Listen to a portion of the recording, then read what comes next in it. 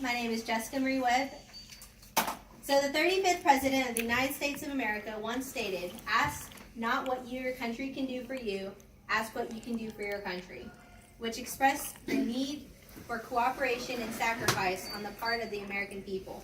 Does anyone know his name? Yes. John F. Kennedy. John F. Kennedy, that is correct. Look So- at you.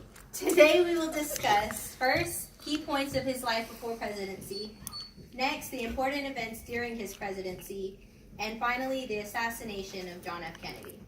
So, I will be passing around this picture of John F. Kennedy. This was him before he was assassinated. Much of the information I'm going to share with you today came from history.com and jfklibrary.org. John F. Kennedy, also known as Jack, was born May 29, 1917 in Brookline, Massachusetts. He was the second of 9 children. As a child and throughout his teen years, he had persistent health problems. Later, he was diagnosed with Addison's disease. Jack led a privileged life attending private schools. His parents were members of 2 of Boston's most prominent Irish Catholic political families. He married Jackie Kennedy September 12, 1953, and they shared 2 children, Caroline and John Jr. John was a student at Harvard University and traveled in Europe as his father's secretary. Jack joined the Navy in 1941. 2 years later, he was sent to the South Pacific and was given a patrol torpedo boat. In August 1943, a Japanese destroyer struck the craft in the Solomon Islands. He helped his crew to safety, earning him the Navy and Marine Corps Medal for heroism. Now that I've discussed the events from John F. Kennedy's before presidency life, I will move on to my next topic, his presidency. Kennedy announced his candidacy for president January 2nd, 1960. In the election, Kennedy went against Richard Nixon, a 2-term vice president. Offering a young, energetic alternative to Nixon, Kennedy benefited from his performance in the first ever televised debate, watched by millions. In November, Kennedy won by a narrow margin less than 120,000 out of some 70 million votes cast. He was the youngest man and the first Roman Catholic to president. June 1961, he met with Soviet leader Nikita Khrushchev in Vienna to discuss Berlin, which had been divided after World War II. 2 months later, East German troops began making the wall. Kennedy sent an army convoy to reassure West Berliners of U.S. support. Kennedy crashed with Khrushchev in October 1962 during the Cuban Missile Crisis. Kennedy announced a naval blockade of Cuba after learning that the Soviet Union was constructing many nuclear and long-range missile sites in Cuba that could pose a threat to the U.S. The standoff lasted nearly 2 weeks before Khrushchev agreed to dismantle Soviet missile sites in Cuba in return for America's promise not to invade the island and the removal of U.S. missiles from Turkey and other sites close to Soviet borders. Kennedy oversaw the launch of the Peace Corps, which sent young volunteers to underdeveloped countries all over the world.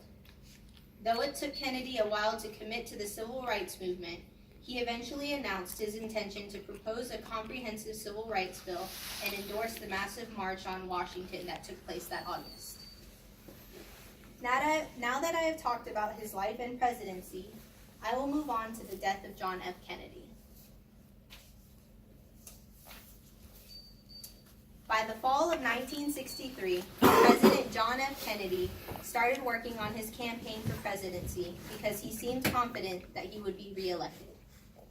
By November, he announced his appearance in Florida and Texas the next 2 weeks to his campaign. Mrs. Kennedy would be joining him. This was her first appearance after the death of their baby Patrick that August. Kennedy was aware that a feud among party leaders in Texas could jeopardize his chances of carrying the state in 1964, and one of his aims for the trip was to bring Democrats together. In Dallas, the motorcade turned off Main Street at Dealey Plaza around 12:30 p.m. As they passed the Texas School Book Depository, gunfire suddenly reverberated in the plaza. Bullets struck the president's neck and head, and he slumped over towards Mrs. Kennedy. The car sped off to Parkland Memorial Hospital just a few minutes away, but little could be done for the president.